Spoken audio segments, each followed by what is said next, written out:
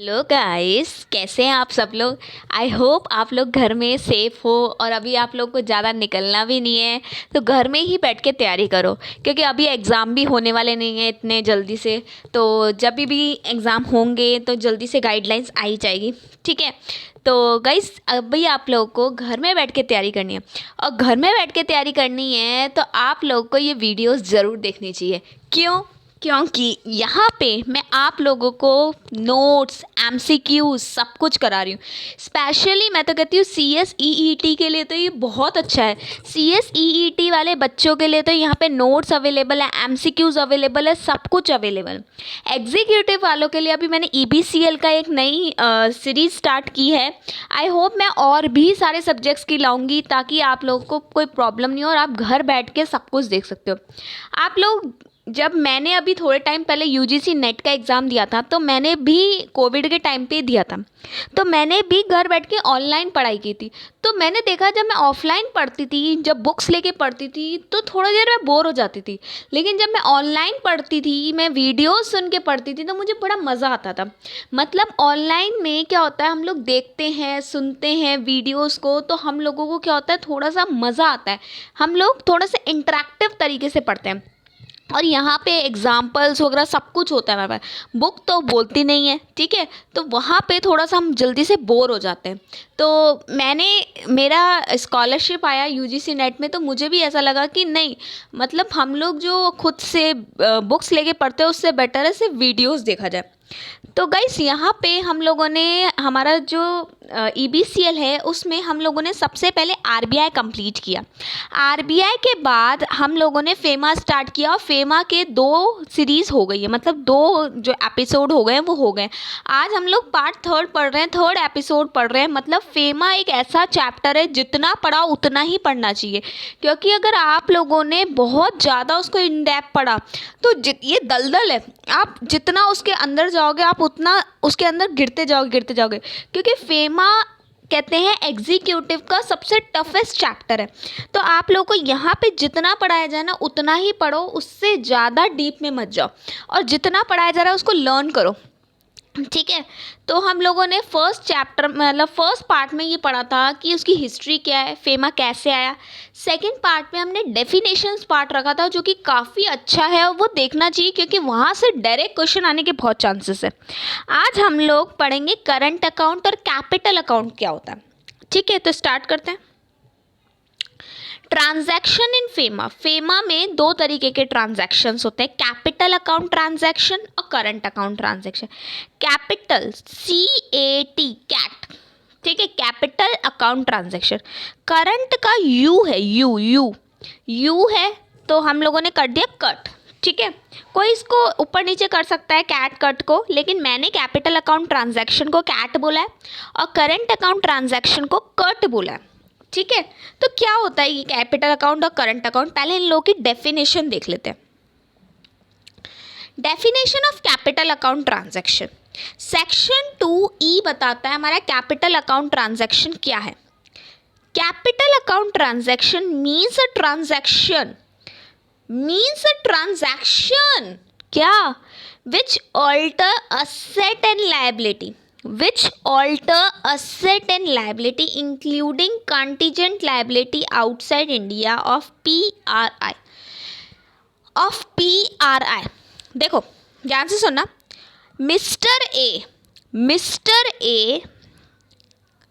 जयपुर में रहते हैं, ठीक है। इन्होंने एक बंगलो खरीदा आगरा में। मिस्टर ए ने आगरा में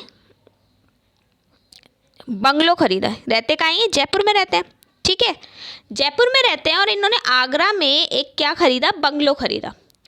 तो जब इन्होंने अपनी बैलेंस शीट बनाई तो इन्होंने लिखा कि हमारे पास एक नई एसेट आई है जो कि आगरा के बंगलो में। तो इनके CA ने पूछा तुमने बंगलो खरीदा। मिस्टर ए ने बोला हाँ हाँ मैंने बंगलो खरीदा, बड़ा बहुत मस्त बंगलो, ठीक है। अच्छा, CA ने बोला सच में खरीदा, बोला हाँ, तेरे को बिलीव नहीं किया। अच्छा, उसके पैसे कैसे दिए, तो मिस्टर ए ने बोला मैंने रुपी दिया, ठीक है। क्या ये फॉरेन ट्रांजैक्शन है क्या, नहीं, क्यों? मिस्टर ए रहते भी इंडिया में थे और मिस्टर ए ने जो बंगलो खरीदा वो भी इंडिया का ही था, तो ये फॉरेन ट्रांजैक्शन नहीं है। लेकिन मैं, ठीक है, मिस के, ठीक है, चलो मिस के क्या, मेरा नहीं लेते, किसी मिस्टर ए का ही लेते। इसी मिस्टर ए ने, मिस्टर ए पता है कौन है? अंबानी जी, बड़े बहुत रईस। इनका एक फ्रेंड था यूएसए में, जॉन था, ठीक है। इस जॉन से मिस्टर ए ने एक फ्लैट खरीदा यूएसए में। क्या खरीदा? फ्लैट। जब फ्लैट खरीदा तो पेमेंट गई डॉलर में। किस में गई? डॉलर में। और जब पेमेंट गई डॉलर में तो आप लोग को भी पता है क्या हुआ, हमारे पास वो असेट आई जिसकी पेमेंट डॉलर में। तो ऐसी असेट जिसका पेमेंट डॉलर में हुआ है उसी को फेमा के कैपिटल अकाउंट ट्रांजैक्शन में हुआ, मतलब डॉलर में क्या, कोई भी फॉरेन करेंसी में हुआ है, ठीक है। अच्छा, मिस्टर ए ने फ्लैट खरीदा यूएसए में, पेमेंट की डॉलर में, ये असेट का एग्जांपल हुआ। लायबिलिटी कैसे? एक यहाँ पे, हमारे यहाँ पे इंडिया में एक लड़की रहती थी, पिंकी। पिंकी का फ्रेंड था पीटर। ये दोनों बहुत अच्छे फ्रेंड थे। पिंकी थी इंडिया की और पीटर था हमारा यूएसए का। पिंकी पीटर से कैसे बात करती थी? पिंकी पीटर को फ़ोन करती थी, वीडियो कॉल करती थी, ऐसे ये लोग बात करते थे। एक बार पिंकी को क्या ज़रूरत पड़ी? पैसों की ज़रूरत पड़ी। और पैसों की ज़रूरत पड़ी तो पिंकी ने किससे पैसा मांगा? पीटर से मांगा। पीटर से पिंकी ने क्या लिया? लोन लिया, ठीक है। और जब ये लोन लिया तो पिंकी की बैलेंस शीट में लायबिलिटी साइड दिखाया गया, लोन फ्रॉम पीटर। कितना लोन लिया? $1000। तो पीटर ने पिंकी को दिया डॉलर और पिंकी ने उस डॉलर को चेंज करा के किससे क्या कराया?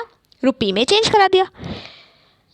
मतलब यहाँ पे वो लायबिलिटी आई जो कि हमारी क्या कर रही है, हमारे मतलब बैलेंस शीट में आ रही है, वो लायबिलिटी जो फॉरेन ट्रांजैक्शन कर गए, ठीक है। तो कोई भी असेट और लायबिलिटी इंक्लूडिंग कंटीजेंट लायबिलिटी, देखो ये अकाउंटिंग स्टैंडर्ड है, इंड एस है, ठीक है।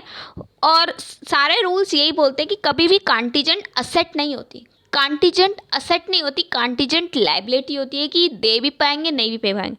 मतलब कभी कोई डिस्प्यूट चलता है तो वो डिस्प्यूट के रहते हुए कभी भी कोई लायबिलिटी बनती है तो कंटीजेंट लायबिलिटी बनती है, कभी भी कंटीजेंट असेट नहीं होती।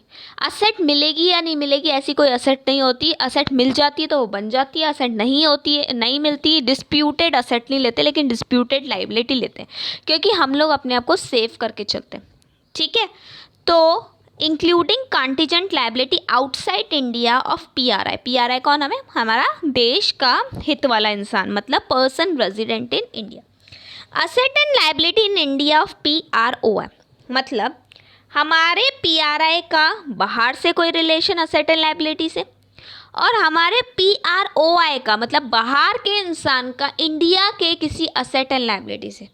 जैसे हमारे मिस्टर ए ने क्या खरीदा था? बाहर फ्लैट खरीदा था। किससे खरीदा था? जॉन से। तो जॉन भी तो मिस्टर ए से फ्लैट खरीद सकता है। तो जॉन जब मिस्टर ए से खरीदेगा तो जॉन कौन है? पीआरओआई। और वो पीआरओआई किसको पैसे दे रहा है? इंडियन को पैसे दे रहा है, और उस इंडियन को पैसे दे रहा है डॉलर में, तो क्या खरीद रहा है? असेट खरीद रहा है। तो ऐसे उसकी बैलेंस शीट में फ़र्क आ गया, ठीक है। उसकी बैलेंस शीट मतलब हमारा इंसान बाहर से कोई ऐसी एसेट लाए या लायबिलिटी लाए, या बाहर का इंसान यहाँ से लेके जाए, कोई भी क्रॉस ट्रांजैक्शन होता है, ठीक है, तो वो कैपिटल अकाउंट ट्रांजैक्शन होगा। कंडीशन है असेट और लायबिलिटीज़ में फ़र्क आना चाहिए, including contingent liability. Contingent asset नहीं होती। CAT relates to movement of capital. देखो बहुत अच्छी बात बोली है, बहुत बहुत बहुत अच्छी बात बोली है। CAT relates to movement of capital, यहाँ पे कैपिटल का मूवमेंट होगा, ठीक है, मतलब असेट्स या लाइबिलिटीज का मूवमेंट हो, including a transaction in property and investment and lending and borrowing activity. वही हो गया transaction in property and investment, ये तो हो गई हमारा असेट का part. Lending and borrowing money मतलब ये हो गया लाइबिलिटी का पार्ट, ठीक है। तो वही बात वापस बोल रहा है, ठीक है। क्वेश्चन बहुत अच्छा है, मतलब ये लाइन बहुत अच्छी है, आप किसी में भी डाल सकते हो कैपिटल अकाउंट के क्वेश्चन में। Capital account transaction relates to movement of capital, ठीक है। अब आते हैं current account transaction. Current account transaction को हमने यहाँ पे क्या बोला है, कट। क्या बोला है, कट। और ये इतना फर्जी है, इतना फर्जी है, मैं कहती हूँ ड्राफ्टमैन ऐसी चीज़ें लिखता है तो बड़ा मज़ा आ जाता है। Which is public company, which is not a private company. Definition of private company which is not a public company. मतलब लिखने वाले को सोचना चाहिए, मज़ा आ गया, ठीक है। मतलब पब्लिक कंपनी कौन सी है, जो प्राइवेट नहीं है, और जो प्राइवेट कंपनी कौन सी है, जो पब्लिक कंपनी है। तो करंट अकाउंट ट्रांजैक्शन भी क्या बोलता है, means a transaction other than capital account transaction. ये तो वो बात हो गई ना, तुम कौन हो जो तुम नहीं हो, ठीक है। ए कौन है जो बी नहीं है, बी कौन है जो ए नहीं है, ठीक है।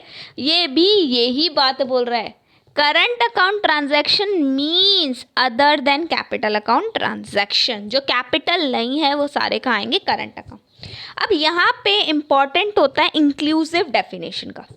इंक्लूसिव डेफिनेशन क्या बोलती है, इट इंक्लूड्स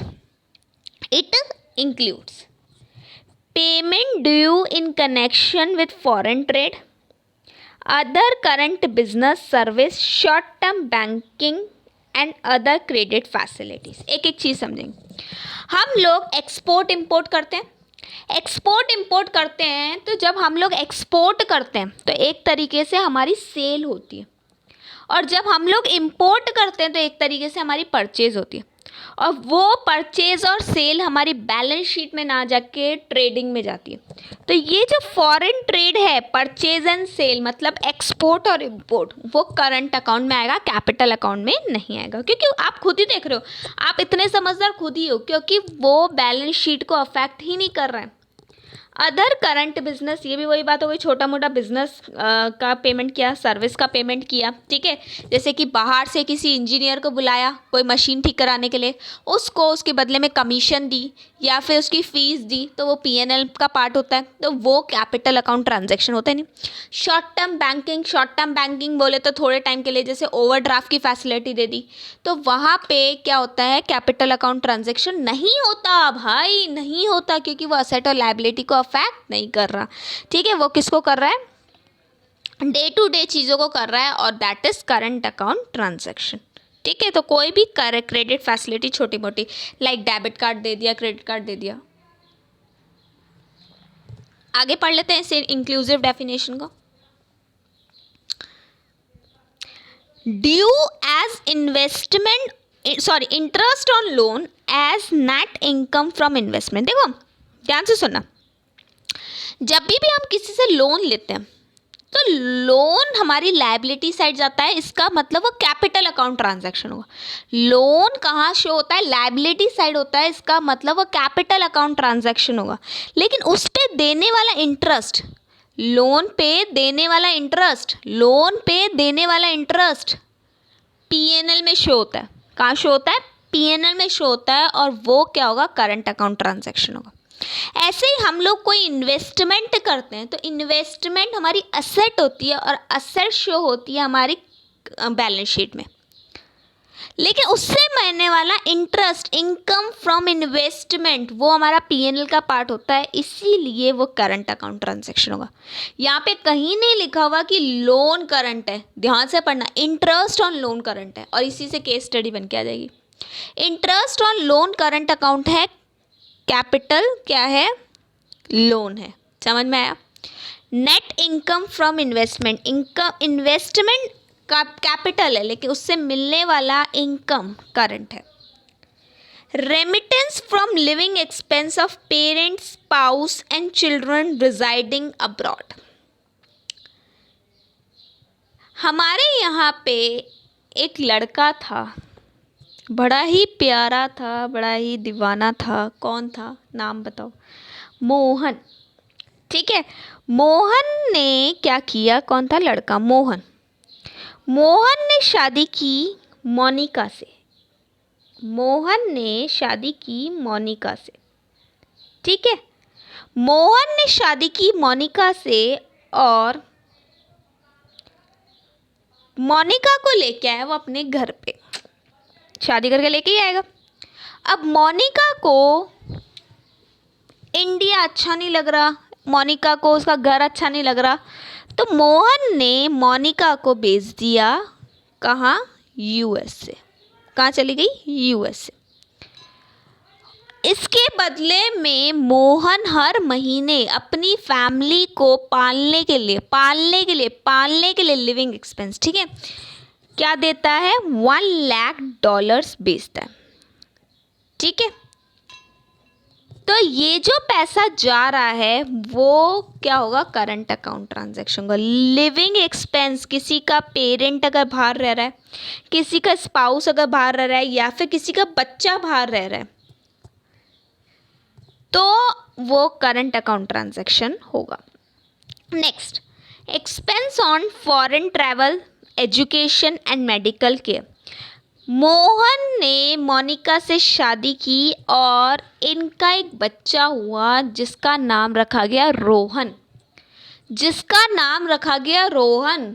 अब रोहन ने बोला कि मैं बाहर पढ़ाई करने जाऊंगा। मोहन ने शादी की मोनिका से और इनका बच्चा हुआ रोहन, और रोहन ने बोला मैं बाहर पढ़ाई करने जाऊंगा।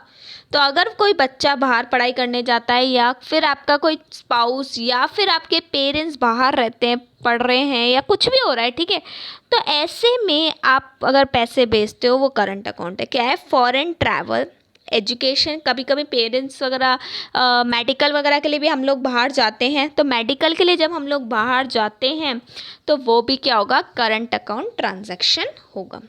ठीक है, किसका, पेरेंट्स, स्पाउस और चिल्ड्रन, सेम है वही।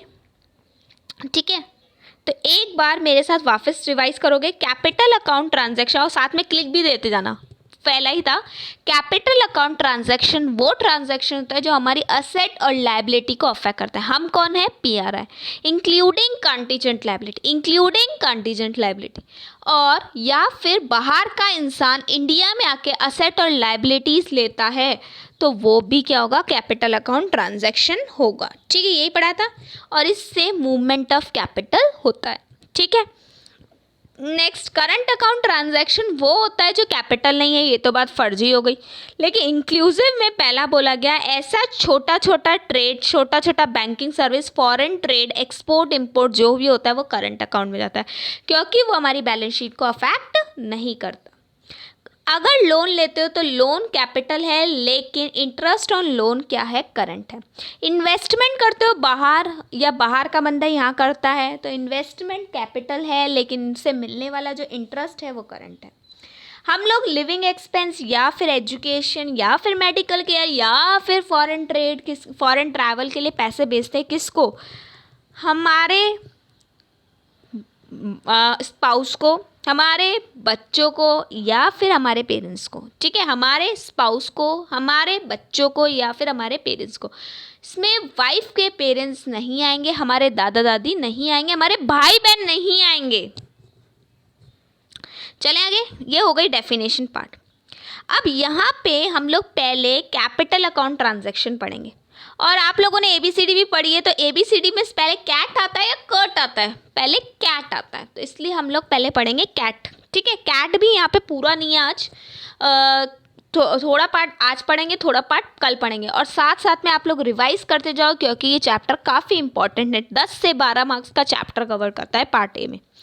Regulation under CAT, capital account transaction, section 6। RBI में in consultation with CG, RBI किससे कंसल्ट करता है, सीजी से। Specify the permissible CAT and their limit, कहाँ कहाँ हमें कैपिटल अकाउंट ट्रांजैक्शन करने चाहिए और उनकी क्या लिमिट्स है, कौन बताता है, आरबीआई। किससे कंसल्ट करता है, सेंट्रल गवर्नमेंट से। इसीलिए आरबीआई ने एक रेगुलेशन बनाई है, foreign exchange management permissible capital account transaction regulation 2000। मतलब फेमा आते ही रेगुलेशन बनी थी। मैंने बोला भी था कि खाली एक्ट नहीं होता, एक्ट के साथ अलग से रूल्स एंड रेगुलेशंस भी आते हैं। इसकी क्लिक ले लो एक बार।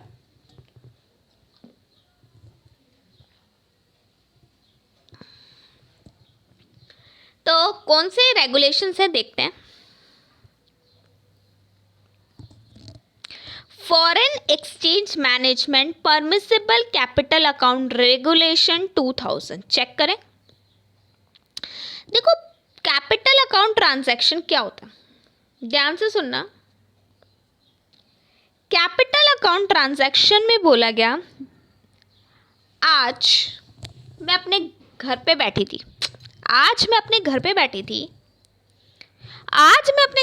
थी तो मैंने मेरे पापा से बोला कि पापा मुझे कहीं घूमने जाना है, क्या मैं मलेशिया घूमाऊं? तो पापा का क्या जवाब था, हाँ बेटा जा घूमा। परमिसेबल कर दिया पापा ने मुझे, ठीक है। पापा ने मुझे क्या बोला, जा बेटा घूमा, ठीक है। तो यहाँ पे क्या कर दिया पापा ने, मुझे जाने दे दिया। दूसरा, मैंने बोला पापा मैं फालतू बैठी हूँ और मुझे मलेशिया घूम के आना है। तो पापा बोले जा बेटा, लेकिन तेरे साथ मैं भी चलूँगा। अब बताओ मज़ा आएगा क्या? नहीं आएगा यार, बिल्कुल मज़ा नहीं आने वाला, ठीक है। मतलब वहाँ पे हाँ तो की, परमिशन तो दी, लेकिन कुछ रेस्ट्रिक्शंस के साथ, ठीक है। फिर मैं बैठी थी, मैंने बोला मलेशिया घूम के आना है। पापा ने बोला चुप कर, बैठ जा यहीं, कहाँ जाएगी, ठीक है, मलेशिया जाने की ज़रूरत नहीं है, कोई ज़रूरत नहीं, घर में बैठे रहो, कोविड का काम चल रहा है, ऐसा वैसा, बाहर नहीं निकलना है, पता नहीं क्या क्या सुनाती है। मतलब वहाँ पे बिल्कुल मना कर दिया। ऐसे ही हमारा कैपिटल अकाउंट ट्रांजैक्शन होते हैं। कैपिटल अकाउंट ट्रांजैक्शन परमिसेबल भी हो सकते हैं और परमिसेबल विथ कंडीशंस भी हो सकते हैं और प्रोहिबिटेड भी हो सकते हैं। परमिसेबल, हाँ जा बेटा। परमिसेबल विथ कंडीशन, जा लेकिन तेरे साथ मैं चलूँगा। प्रोहिबिटेड, कहीं नहीं जाना, ठीक है।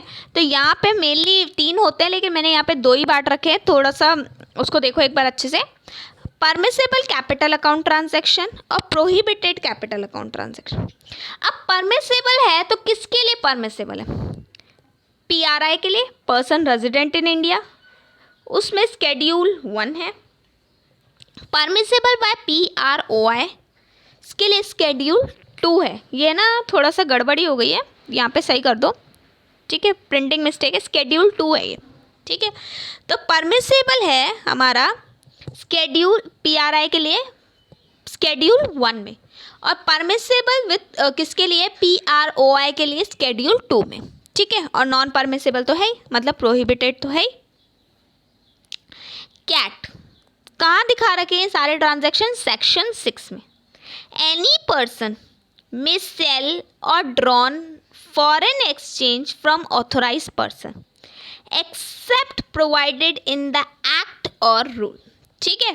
मतलब कोई भी इंसान कुछ, देखो फॉरेन एक्सचेंज मैनेजमेंट एक्ट है, ये यहाँ पे प्रोहिबिशन लगाने के लिए नहीं बैठा, ये सिर्फ फॉरेन एक्सचेंज को मैनेज करने के लिए बैठा, कोई प्रोहिबिशंस नहीं है यहाँ पे। तो यहाँ पे आपको बोला गया है कि आप कोई भी कैट में, मतलब कैपिटल अकाउंट ट्रांजैक्शंस में काम कर सकते हो, सेल ड्रॉन कर सकते हो हमारे असेट और लायबिलिटीज़ को, लेकिन कुछ चीज़ों के लिए मना कर रखा है और वो एक्ट और रूल में बता रखे। तो देखते हैं वो क्या है। Regulation 6, RBI regulation for CAT, ठीक है। RBI रेगुलेशन फॉर कैट, पहली रेगुलेशन है परमिसेबल। आज जो हम पढ़ेंगे ना RBI रेगुलेशन, सिर्फ यहाँ तक पढ़ेंगे, ठीक है। तो RBI regulation for CAT, RBI ने PRI के लिए क्या बोल रखा है, PROI के लिए क्या बोल रखा है, और बिल्कुल प्रोहिबिशन PROI के लिए लगाइए। देखो हम लोग कभी भी प्रोहिबिशन अपने इंसान के लिए लगा ही नहीं सकते, अपने इंसान के लिए क्यों लगाएंगे? क्योंकि हम तो चाहेंगे ना हमारा इंडिया का बंदा बाहर जाके जमा करे, इंडिया का बंदा बाहर जाके पैर अपने पसारे। लेकिन बाहर का बंदा यहाँ आके पसारेगा, हमारे इंडिया की ज़मीन लेके जाएगा, हमारे इंडिया की चीज़ें लेके जाएगा, वो हमें मंजूर नहीं है। तो प्रोहिबिशन PRI के लिए नहीं होता, कभी भी PRIO के लिए ही होता है, ठीक है, PROI के लिए ही होता है, ठीक है। और ये वाली चीज़ें हम बाद में पढ़ेंगे। तो फिलहाल हम लोग पार्ट ए पढ़ रहे हैं। पार्ट ए में भी सिर्फ 2 पॉइंट्स हैं, ठीक है, तो यहाँ तक पढ़ते हैं, ठीक है। ये आप क्लिक लेके रख लो, आगे बता दूंगी। थोड़ा सा इसके लिए कल की क्लास के लिए वेट करना। परमिसेबल कैट ऑफ PRI कौन से स्केड्यूल में? स्केड्यूल 1 में। कौन से स्केड्यूल में? स्केड्यूल 1 में। कौन से स्केड्यूल में? स्केड्यूल 1 में, ठीक है। PRI can made following transaction, आप कर सकते हो सारे ट्रांजैक्शंस को सब्जेक्ट टू RBI अप्रूवल। देखो मैंने बोला भी था मैनेजमेंट मतलब चीज़ों को मैनेज करना, तो आप कुछ भी कर सकते हो, ठीक है। सिर्फ इन चीज़ों के लिए आपको RBI की अप्रूवल चाहिए, क्योंकि ये चीज़ें मना है। इन चीज़ों के लिए आपको RBI की अप्रूवल चाहिए, बाकी किसी के लिए नहीं चाहिए। तो पहला, investment in foreign securities. Investment in foreign securities, अगर आप बाहर की सिक्योरिटीज़ खरीदते हो, बाहर की सिक्योरिटीज़ खरीदते हो, जैसे कि हमने परचेज़ किए फेसबुक के शेयर्स, हमने परचेज़ किए माइक्रोसॉफ्ट के डिबेंचर्स, तो बाहर की अगर कोई भी सिक्योरिटीज़ आप लेते हो, सिक्योरिटीज़ पढ़ा है ना फॉरेन सिक्योरिटीज़, नहीं पढ़ा तो पार्ट 2 ज़रूर देखना। तो अगर आप परचेज़ करते हो कोई भी शेयर्स वगैरह, ठीक है, बाहर के कोई भी सिक्योरिटीज़, तो वो स्केड्यूल 1 में आपको RBI की परमिशन लेनी पड़ेगी। Foreign currency loan in India and abroad, foreign currency loan in India and abroad, अगर आप फॉरेन करेंसी में लोन लेते हो, फॉरेन करेंसी में लोन लेते हो इंडिया में या फिर अब्रॉड में। एग्जाम्पल, हमें मैम समझ में नहीं आ रहा, आप एग्जाम्पल दो, एग्जाम्पल ले लेते हैं। हमारे यहाँ पे एक लड़का था बेचारा मोहन, मोहन को प्यार हो गया मोनिका से, मोहन को प्यार हो गया मोनिका से, लेकिन मोनिका ने बोला मैं तेरे से शादी जब भी करूँगी जब तू मुझे USA घुमा के आएगा, जब तू मुझे USA घुमा के आएगा। तू मुझे वादा करता है कि तू मुझे हनीमून पे US से लेके जाएगा। अब मोहन बेचारा छोटे मोटे घर का इंसान था, अब उसको बाहर लेके जाना पड़ा मोनिका को, और उसके लिए उसने क्या किया, लोन लिया। जब वो इंडिया से उसने लोन लिया तो फॉरेन करेंसी में लोन लिया, उसने डॉलर्स लिए, तो यहाँ पे उसको किसकी परमिशन लेनी पड़ेगी? RBI की। ऐसे ही हमारा बाहर का कोई इंसान PRI, विजय माल्या PRI, ठीक है, उसको इंडिया में तो कोई पैसे नहीं देने वाला, कोई नहीं देने वाला इंडिया में पैसे। तो इंडिया में अगर कोई पैसे नहीं देने वाला तो उसने सोचा मैं बाहर की बैंक से लोन ले लूँ। तो अगर वो बाहर की बैंक से लोन लेता है तो भी उसको RBI की अप्रूवल की ज़रूरत है, क्योंकि वो बंदा कहाँ का है? हमारा बंदा कहाँ का है? हमारा, ठीक है।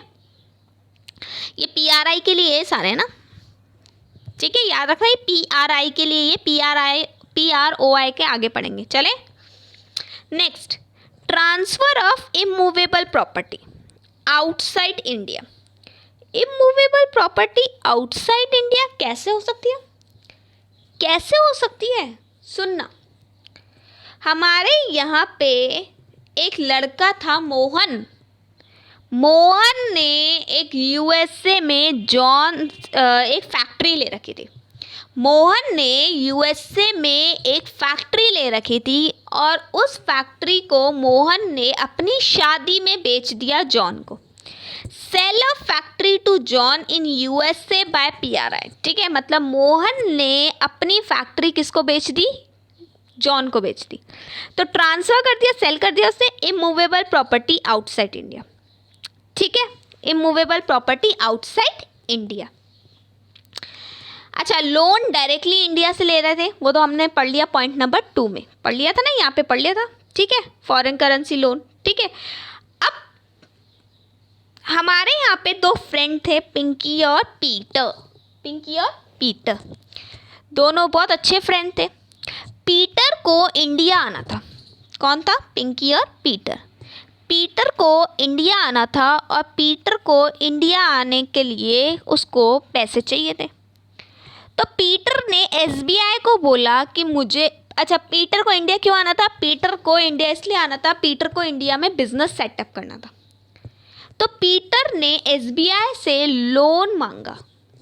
एसबीआई अगर उसको डायरेक्टली लोन दे देती तो वो पॉइंट नंबर किस में आ जाता? सेकंड में आ जाता।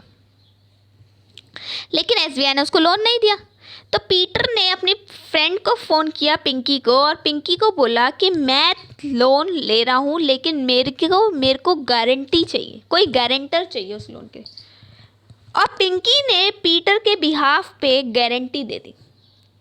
तो जब पिंकी ने पीटर के बिहाफ पे गारंटी दे दी तो वहाँ पे पिंकी पे, क्योंकि हम यहाँ पे पीआरआई के बारे में पढ़ रहे हैं, पिंकी पे फेमा अप्लाई हो गया। ठीक है, guarantee issue in favour of पीआरओआई।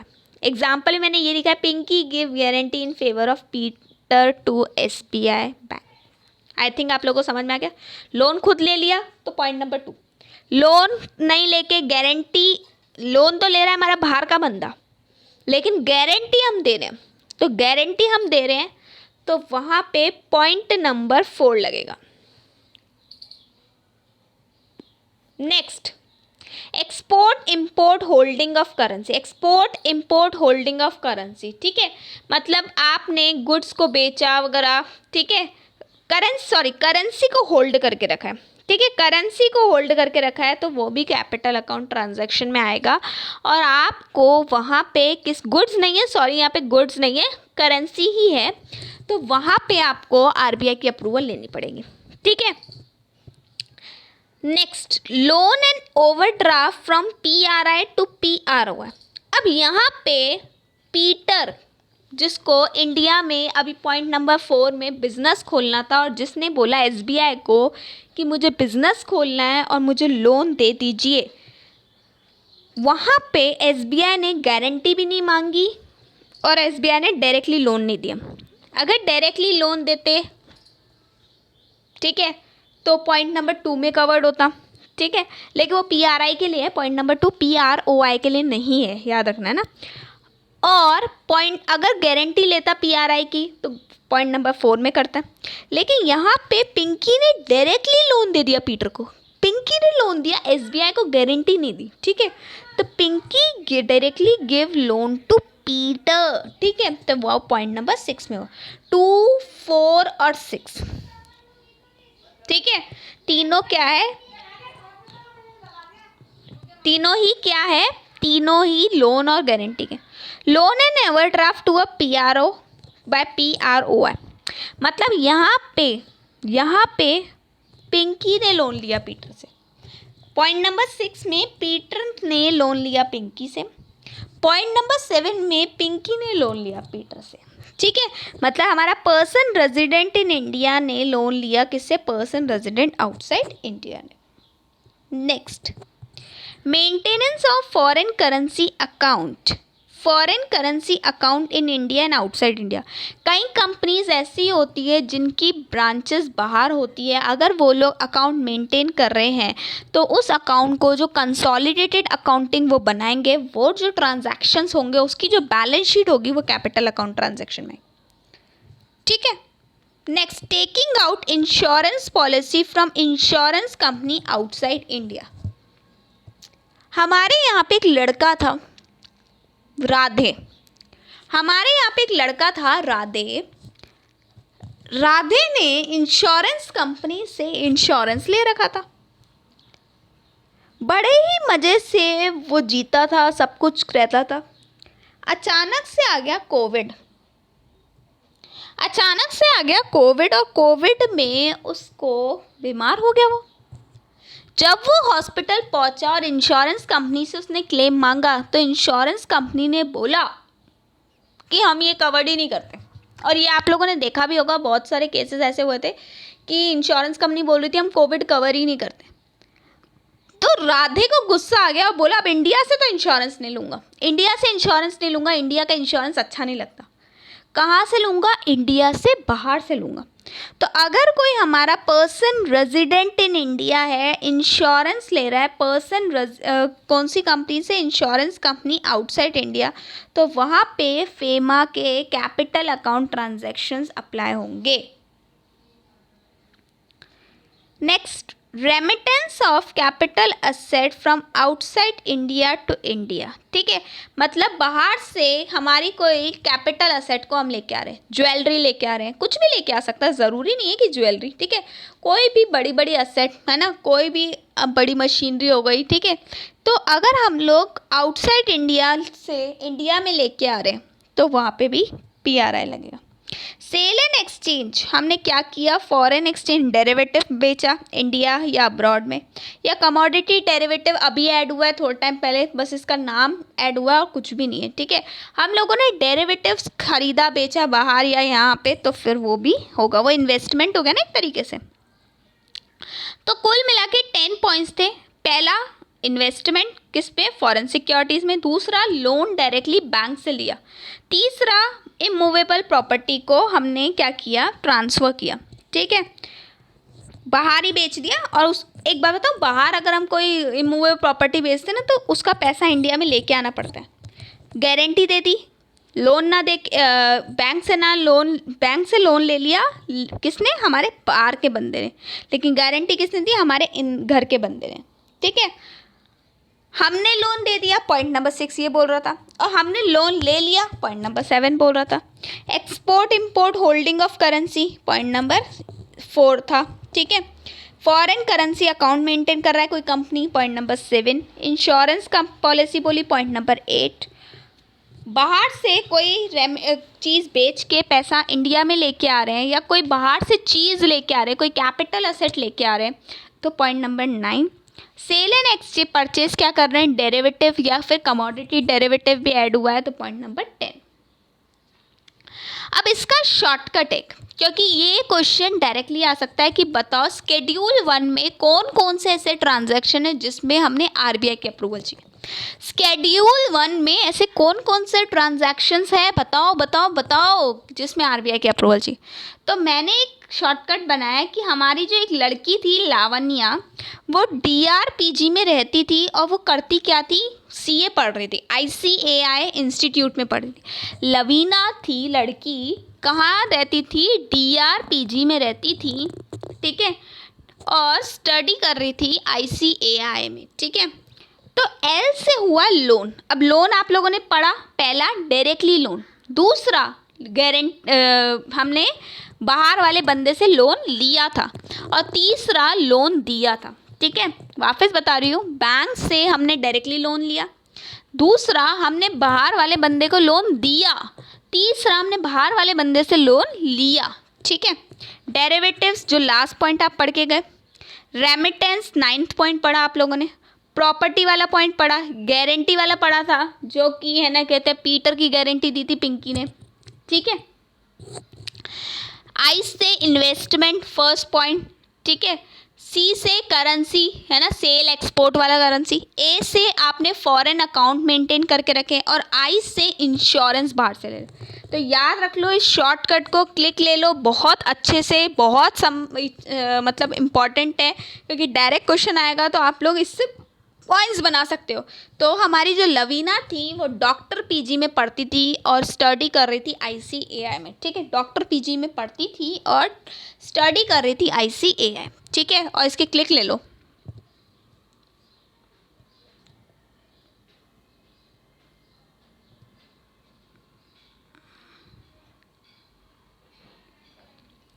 अब आ जाते हैं permissible capital account transaction of PROI। PROI ये पर्सन रेजिडेंट आउटसाइड इंडिया, और स्केड्यूल 2 की बात करता है। पर्सन रेजिडेंट आउटसाइड इंडिया और स्केड्यूल 2 की बात करता है। गाइस सेम है, बिल्कुल सेम है, मैं नहीं बोलूँगी कि अलग है, लेकिन बस वहाँ पे PRI के बारे में बताया था, यहाँ पे PROI के बारे में बताया था। अगर आपने स्केड्यूल 1 कर लिया ना तो स्केड्यूल 2 करने की आपको ज़रूरत नहीं है, सिर्फ एक बार रीड करोगे तो आपको याद आ जाएगा। देखो पहला वहाँ पे इन्वेस्टमेंट कौन कर रहा था, पीआरआई, हम लोग कर रहे थे बाहर जाके। अब बाहर के बंदे यहाँ आके इन्वेस्टमेंट कर रहे हैं, किसी कंपनी इंडियन कॉर्पोरेट बॉडी में इन्वेस्टमेंट कर रहे हैं। हमारा जो जॉन है, जॉन क्या कर रहा है, जॉन इंडिया में आके टाटा के शेयर्स ले रहा है। जॉन इंडिया में आके अगर टाटा के शेयर्स ले रहा है तो वो कहाँ पे जाएगा, स्केड्यूल 2 में जाएगा। दूसरा, जॉन इंडिया में आके कोई फर्म में इन्वेस्ट कर रहा है, खुद का बिजनेस चालू कर रहा है या फिर एओपी में काम पैसा लगा रहा है, तो investment in a capital of a firm, proprietor concern, AOP in India. ठीक है, अभी तक हम लोग पढ़ रहे थे इंडिया का बंदा बाहर जाके क्या कर रहा है, अब पढ़ रहे हैं हम लोग बाहर का बंदा इंडिया में आके क्या कर रहा है। तो फर्स्ट और सेकंड पॉइंट हम लोगों ने कर लिया और ये इंपॉर्टेंट है दोनों। ठीक है, next, acquisition and transfer of immovable property in India. अगर इंडिया में किसी बाहर के बंदे की प्रॉपर्टी है तो वो उसने बेच दी, बस वही है, या फिर खरीद ली। गारंटी इन इशू, हम लोग जो कि इंडियंस हैं अगर बाहर जाते हैं और बाहर से लोन चाहिए तो बाहर के किसी बंदे से हम लोगों ने गारंटी ले ली, वही वाला केस हो गया। अब पिंकी बाहर गई, तो पिंकी बाहर गई क्यों गई, बिजनेस के लिए। पिंकी कौन थी, पर्सन रेजिडेंट इन इंडिया, ठीक है, पीआरआई थी। उसने लोन मांगा बाहर की किसी बैंक से, लेकिन बाहर की बैंक ने गारंटी मांगी, तो गारंटी किसने दी, हमारे पीटर ने दी। पीटर कौन था, पीआरओआई, मतलब उल्टा ही है, बिल्कुल सेम ट्रांजैक्शन है, बस उल्टे। अब पहले वाले में स्केड्यूल 1 में पिंकी ने गारंटी दी थी, अभी स्केड्यूल 2 में पीटर गारंटी दे रहा है। Import and export of currency, यही आ गया, वही पढ़ा था। Maintenance of foreign currency account, वही है। रेमिटेंस अभी पढ़ के आए, वही सारे ट्रांजैक्शन है, बस बाहर का बंदा अब इंडिया में करेगा। ठीक है, तो गाइस यहाँ पे बिल्कुल सेम ट्रांजैक्शन थे, इसलिए मैंने थोड़ा सा स्पीड लिया, स्पीडली पकड़ा। क्यों, क्योंकि वहाँ पे हम लोग पीआरआई को बहुत ढंग से पढ़ के आए थे। शॉर्टकट की भी नीड नहीं है, क्यों, क्योंकि हम लोगों ने पीआरआई का शॉर्टकट देख लिया। ठीक है, तो पीआरओआई का नहीं ज़रूरत है। अगर आपने पीआरआई कर लिया तो पीआरओआई बिल्कुल जस्ट उल्टा है, बस सिर्फ नाम चेंज है, पॉइंट सेम है। ठीक है, तो गाइस यहाँ पे हम लोग आज का लेक्चर कंप्लीट करते हैं। लेक्चर पढ़ाते पढ़ाते मुझे एक चीज़ याद ही नहीं रही, तो मैं अभी बता देती हूँ। टेलीग्राम पे मेरा एक चैनल है जिसका लिंक मैंने नीचे डिस्क्रिप्शन बॉक्स में दे रखा है, CS वर्ल्ड के नेम से है। आप लोग उसको ज्वाइन करो, आप लोग को सारी इंपॉर्टेंट चीज़ें वही मिलेगी। ठीक है गाइस, यहाँ पे हम लोग लेक्चर कंप्लीट करते हैं। अच्छा लगे तो प्लीज़ इसको लाइक, शेयर एंड सब्सक्राइब करना मत भूलना, और अपने दोस्तों को ज़रूर बताना यार, क्योंकि बड़ा टाइम लगता है ऐसे चैप्टर्स के पूरी समरी तैयार करने में, शॉर्ट्स कर तैयार करने में बहुत टाइम लगता है, क्योंकि कहीं पे भी आपको सब कुछ एक साथ जगह, एक ही जगह नहीं मिलने वाला। तो यहाँ पे अगर मिल रहा है तो इसको प्लीज़ इसको शेयर कीजिए। चलो बाय एंड थैंक यू।